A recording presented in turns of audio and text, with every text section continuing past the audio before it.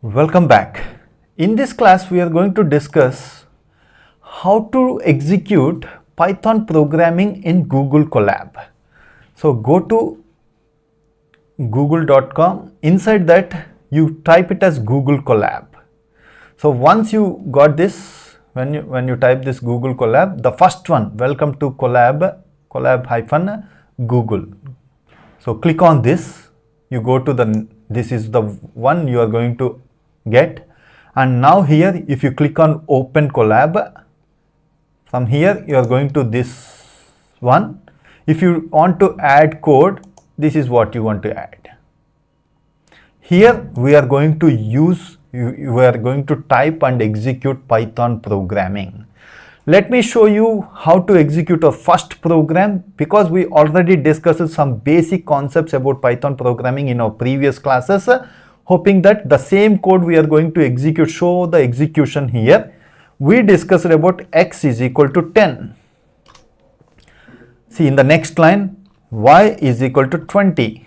And we discussed about arithmetic operation. Take a new variable, z is equal to x plus y. So up to here we know what happens behind the scenes. X is equal to 10 means 10 is going to be assigned with some memory location. Y is equal to 20 means y is a variable that takes a memory location, and in that memory location it is going to place 20.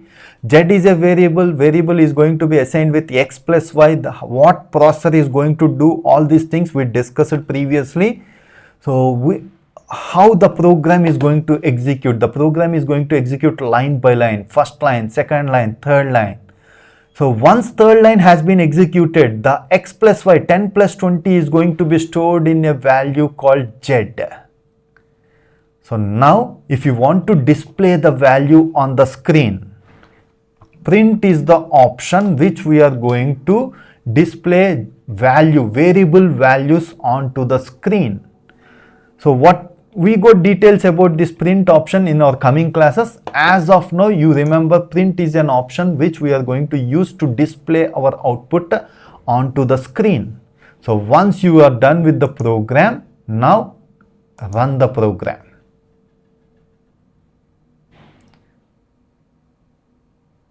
See the output here.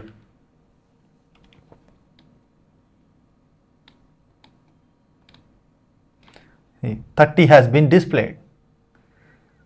So the coding size has to be changed. As of now, we are not changing. From next onwards, we are going to change the size of the font size.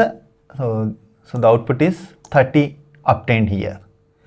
This is how we are going to execute Python programming in Google Colab.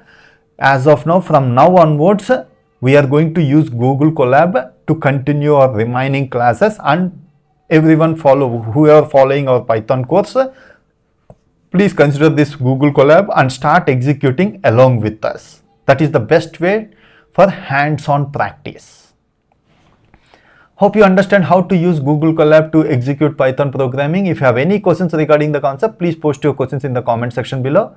Thanks for watching. If you haven't subscribed to our channel, please subscribe to our channel and press bell icon for the latest updates. Thank you.